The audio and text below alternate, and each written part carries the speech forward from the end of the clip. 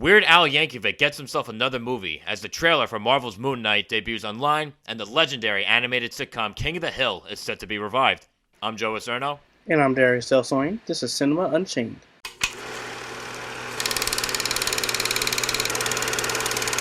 All right, we're now at episode 35 of Cinema Unchained, and I'm just going to be brutally honest with you. Today's going to be a shorter episode, more than likely going to be a shorter episode, because not much has happened over the last week that we feel like talking about, so here we are. Now, before we get into talking about Weird Al Yankovic's new movie, don't forget to like, follow, share, subscribe, and hit the bell to get all notifications, whether you're on Apple Podcasts, Pandora, YouTube, and so much more. And if you want to help out the show, give us a 5-star review on whatever platform you can. Now, I was scrolling through my IMDb feed a few days ago, and I came across a headline that said, Daniel Radcliffe casted as Weird Al Yankovic. And two things came to mind. One, okay, it's an interesting casting. Two, Weird Al Yankovic's getting a movie. And so, obviously, now, of course, this film has been titled Weird, the Al Yankovic Story, which has been ordered exclusively at Roku. And, of course, it will chronicle Yankovic's rise to fame in the music industry, or really, parodying the music industry, his crazy lifestyle, and his celebrity love affairs. Which, if you really think about it, kind of sounds like a lot of other biopics. But, again, given that it's Weird Al Yankovic, I'm sure there's going to be some sort of comedic, eccentric twist on it all. Now, it was weird. What were your thoughts when I sent you this headline? Yeah, when you sent me this, I was just like, wow. The first thing that literally went to my head was Harry Potter's playing Weird Al. That's what I said too. Same thing here. Like, wow, that is something very unexpected. I think Daniel Radcliffe has a unique sort of acting style and just how he portrays certain characters, and even in the new movie, The Lost City thing that we talked about, even his character was a bit, like a villain, but almost in a playful, cliche way. And so when I heard that he was playing Weird Al, I was like, this is an odd choice to play Weird Al Yankovic. However, I could be amazed by his performance. Let's face it, we've seen stuff even like Robert Pattinson. He was almost a joke of a actor when Twilight happened, and in now recent years, everybody wants him. Yep. And again, he's earned it too, because the really big movie that I've seen of him outside of Twilight, other than playing Cedric Diggory and, ironically enough, Harry Potter and the Goblet of Fire, was, of course, the performance he gave in The Lighthouse, which is an indie, trippy horror film that came out a couple years ago. Fantastic movie, and he is absolutely phenomenal in it.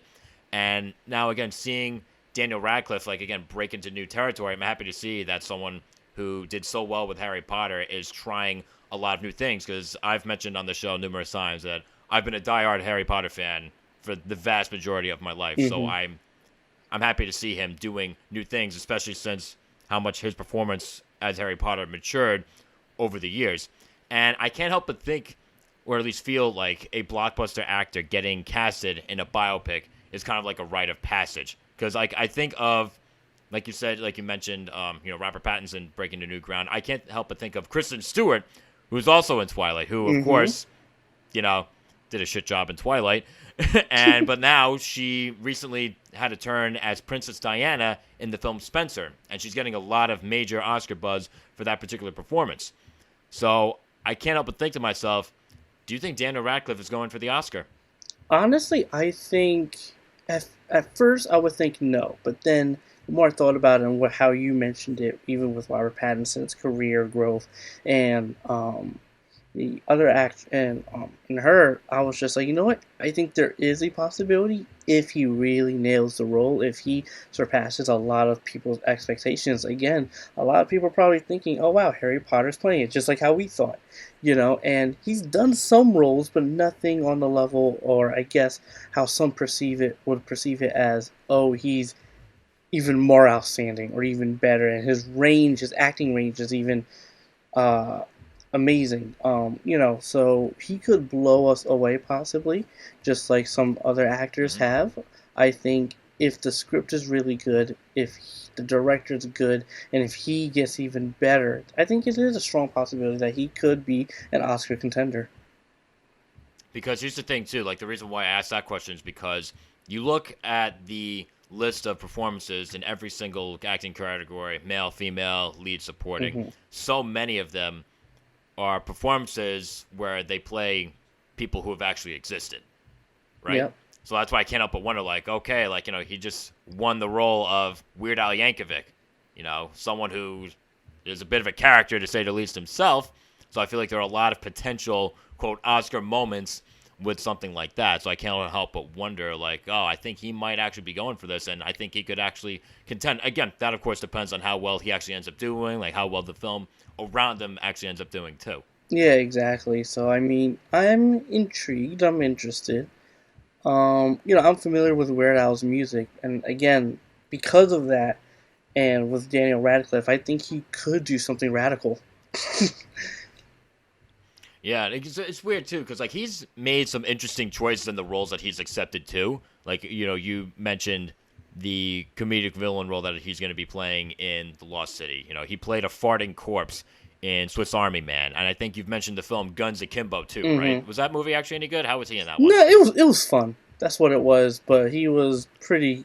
He was actually pretty good in it. Like just as a that main protagonist character that doesn't know what he's in, that sort of thing. But it was a fun movie, and I thought he was entertaining, and actually he was actually pretty funny.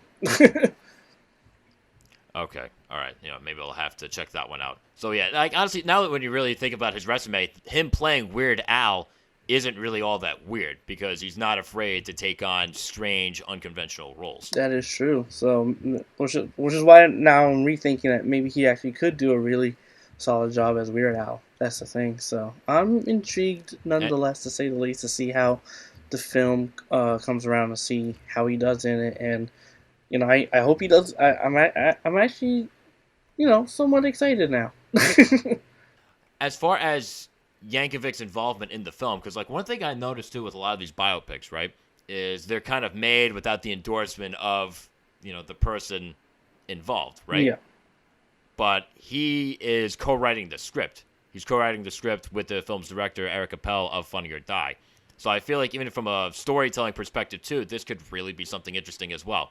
Because if Weird Al Yankovic is weird when he's writing songs, right? If he's kind of twisted when he's doing that sort of thing, why wouldn't he bring the same thing to writing a screenplay, or at least co-writing a screenplay about his life story with someone from Funny or Die?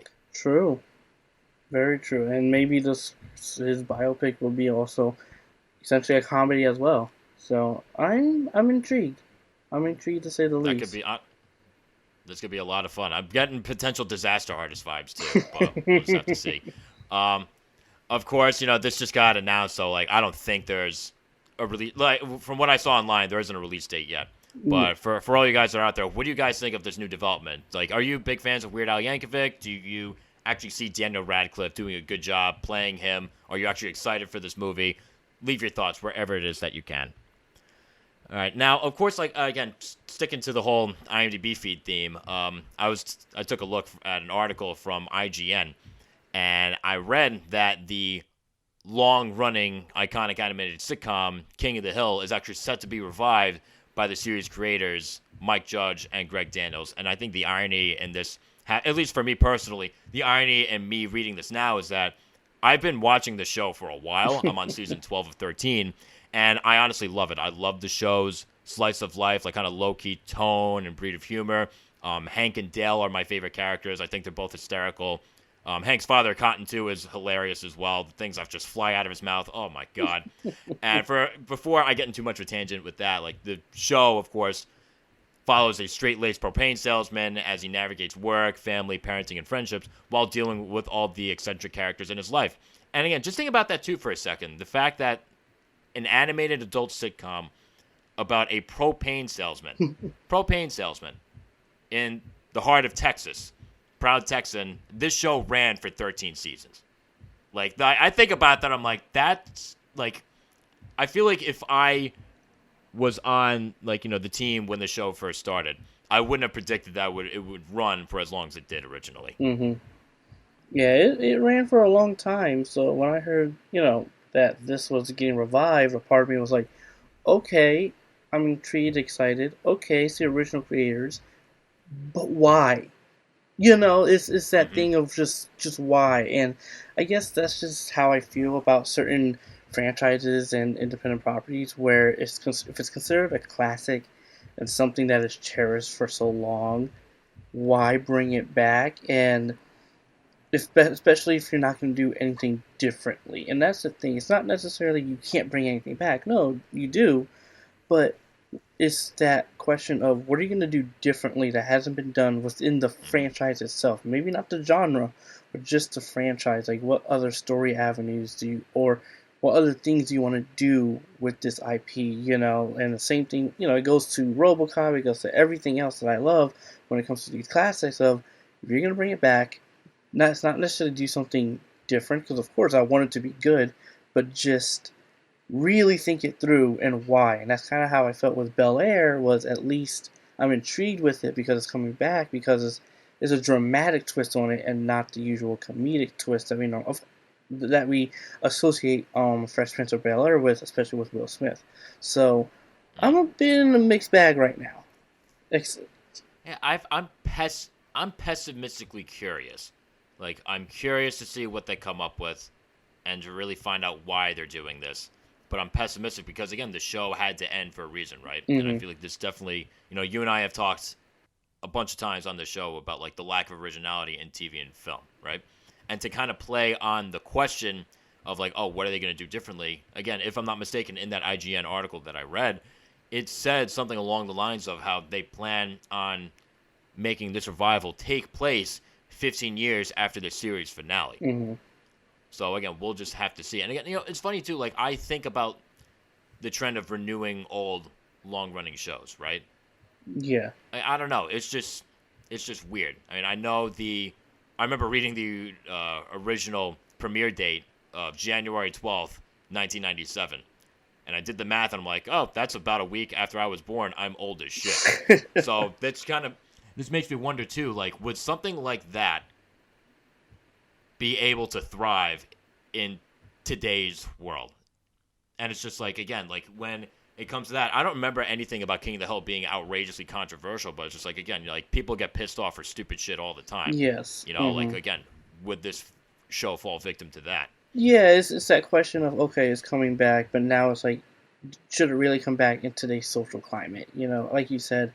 And so it's, like I said, it's a weird bag for me. It's a weird mixed bag for me because I'm excited, but at the same time I'm worried because of a mixture of other factors varying into the revival's success, really. And you also say, and I'm also questioning, okay, if they're going to come back, are they going to keep the original animation style and art style? Because I know animation has grown within the past 10, 20 years, so how drastic visually is it going to be as well? Because I think that's also going to, if it's going to be a drastic change, a lot of people are going to be mixed, if not off about it, because it doesn't look like King of the Hill. Like it has a certain look to it as well. I mean, from what I noticed throughout the show, like as the show went on, the animation did seem to get a bit crisper. But at the same time, it's just like, okay, how much different? And I totally agree with your point. How much different from like the original show can you make it so that way, it still feels like, okay, it's been updated enough for modern times from like an animation point of view, but like, does it still look and feel like King of the Hill? Exactly. So we're gonna have to wait and see, really, with King of the Hill. I hope it's a success when it comes back. I really do. Yeah, I wonder if we're gonna be looking at that show and just be like, oh, that show ain't right. So we'll just have to see. And again, of course, this is another thing that was just announced too. So I don't know if you saw anything contradicting me, but there's no official premiere date as of now. No, I haven't seen any. So I just have to keep our eyes peeled for that. And again, for all you guys, do you have any thoughts on King of the Hill being revived? Are you actually a fan of the original show? Do you feel like this is necessary? Do you feel like this is something that could actually be worthwhile? Leave your thoughts in the comment section. All right, now, Darius, you showed me the trailer for Moon Knight going on the train going to the city a few nights ago. What's this about again? Yeah, so Moon Knight follows essentially a former Marine and CIA operative who actually also becomes a mercenary called Mark Spector.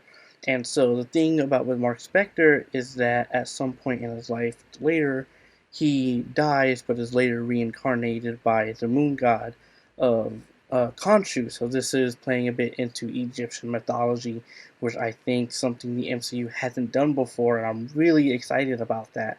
So he basically comes back, and he's kind of basically a vessel, if not a spirit, of vengeance. And so when a lot of people ask me, especially if they're not big into the comics, who's this Moon Knight person, I always like to tell them, think of him as Batman, but he's even probably more brutal, and he's probably a bit darker as well, and he has a dual personality disorder. So that's how I like to phrase it to some people, and then I get into some of the nitty gritty with this character. Um, so yeah, me personally, I'm excited for this. This reminds me, the look and feel of it reminds me of Daredevil, which is why I'm really excited. In terms of this, like, I'm definitely looking forward to the show a lot. This doesn't feel like something the Marvel Cinematic Universe has really done before, at least done too much. Now, I kind of felt like it was weird because I'm watching this and I'm like, okay, is this all a dream? Is this all like alternate realities? Like, what exactly is going on here in terms of that? Yeah, like I said, it's not. I don't think it's necessarily dreams and alternate realities, but just probably different lives, or at least it seems like he has some form of amnesia, possibly, and his dual personalities are kind of like almost battling each other out in a sense. And again, this is also Egyptian mythology, so we're probably going to see an array of different Egyptian mythological creatures coming into play, and that's going to mess with his head a bit, as his head is already kind of messed up as it is. That kind of plays into like the whole trippy feel that Mm-hmm. I got from this trailer too, which is another reason why I feel like, okay, this doesn't feel like something the MCU has really tackled too much of before. Yeah, it really it's like it tried to tackle that with Doctor Strange, but it didn't go fully, and it seems like it might in Doctor Strange 2. Whereas Moon Knight, it really feels as if they're gonna play into his multiple different personalities and how they all affect each other in his actual life, and just so many questions around, especially in the beginning of the trailer where you see, oh, Mark, you died, or I thought you died, when and he's like, who's Mark? Like, even though his real name is Mark Spector. So it's going to be interesting to see how he comes back to being Mark Spector, or if he's just going to constantly just switch, mostly because of how the moon god Khonshu is going to be affecting his mind. So there's a lot they could play with. So now, based on what you know about this particular character, do you feel like Oscar Isaac is a good choice He for playing was it? a choice I was not expecting, but considering his resume now, and considering I think the character of Moon Knight, I think he's going to do a spectacular job, and I'm hoping he does. Like I said, this is the one MCU show that they announced, even the new ones they announced. I'm really excited for it. That's in like my top three, if not top five MCU shows. So I think Oscar Isaac is definitely a good choice for this role. So now it's just so weird to see again now Oscar Isaac, another big name joining the Marvel Cinematic Universe. You have him. You have Ethan Hawke, who's another actor that I really like. And again, now, did you do you happen to know like what kind of character Ethan Hawke might be playing? I'm not entirely sure. To me, it just seems and feels like he might be playing the villain. I could be wrong. I haven't really caught up a lot on the Moon Knight news, mainly because there hasn't really been a lot. So that's going to be another mystery. And if anything, I might dive a bit deeper later just to see who he may possibly play. But yeah. It's just so weird because again, like I said, big name after big name seems to be joining the Marvel Cinematic Universe. Again, like who has won Academy Awards, who's been nominated for like a bunch of awards. They're just all flocking to the Marvel Cinematic Universe. And I think again, like let's be honest, I'm sure, you know, they're fat paychecks too, right? I'm sure they Yeah. have to be. So, which is why I think they're garnering like so many big names. Like I'm waiting for the day that like a guy like Tom Hanks, gets gets casted to play some something in the Marvel Cinematic Universe again. Like what are the odds of like someone like him or Robert De Niro or Joaquin Phoenix hasn't been in it yet, right? No, I don't think so, no. Okay. Okay. What do you think of the odds of them coming in? Because again, you have Mahershala Ali, so a guy he's won 2 Oscars now, and he's playing Blade. So again, like I feel like anything's possible at this point. Anything is possible, and honestly, if the rumors of Bill Murray possibly joining the MCU, sure, why not? Wait, what are they? Wait, hang on a second. What are they gonna have him do? Like, who's he rumored to be playing in the Marvel Cinematic Universe? I'm not entirely sure. I've just been seeing around that he might be joining, as far as being in Doctor Strange 2 possibly, or a different movie. I don't know. Who knows? I mean, Oh, there's already rumors of John Krasinski joining the MCU as well. So I mean, that I could see. That I could definitely see. Because I know him and Emily Blunt were favored to play Mr. hmm Fantastic and Sue Storm. So, exactly. which honestly, that wouldn't surprise me at all. That really wouldn't. So at this point, who knows? Anything can happen. Yeah. And now, there's another show. The Marvel Cinematic Universe, they've come out with like a few shows within like the last year or so. hmm Do you think this will live up to whatever your favorite Marvel Cinematic Universe show is? Or do you think it'll kind of fall by the wayside? I'm hoping it does. Again, this show just seems like it has so much potential. I love Egyptian mythology. I love the fact that they're utilizing a character like this in the MCU, emphasizing on the supernatural. And depending on how it might end, and the fact that they're really emphasizing this, I can only imagine a surprise guest character coming in at the end of the show, like it happened in Eternals at the end with that post-credit scene. There's a lot of things they can go in creatively wise, and I think as far as my favorite MCU show is really Daredevil. Like that is to me that's just top tier. Do I think this will go beyond it? I don't think so, but I could be surprised. Like how much I was surprised was how much I enjoyed and loved Hawkeye actually. I didn't expect Hawkeye to be my favorite. So, Same here. Hawkeye, out of all the ones that I've seen WandaVision, Falcon and Winter Soldier, Loki. Hawkeye is the one that takes the cake for me right now. exactly. Love what they did with Clint Barton. And I love Jeremy Renner too. And Haley Steinfeld is no slouch Mwah. herself. Love her. So now this show is set to stream exclusively on Disney Plus on March 30th. Yes. So I'm personally looking forward to it. Darius, it seems like you are. And again, for all you guys out there, again, what are your feelings on the show at the moment? Did the trailer give you enough for you to be interested? Leave your thoughts in the comment section. And yeah, like I said, this is going to be a short show today because, again, it's January and not much is happening. I would say, tune in next week for our review of this. But again, it's January. Almost nothing is coming out right now. That's worth that's worth checking out, really, if we're being brutally honest with you guys. But as for always, we'll find something to chat about for next week. And just to cap things off, don't forget to like, follow, share, subscribe, and hit the bell to get all notifications, whether you're on Spotify, iHeartRadio, Podchaser, and more. And if you want to help out the show, please, please, please give us a 5-star review on whatever platform you can, and follow our social media pages listed in the description. We'll see you next week.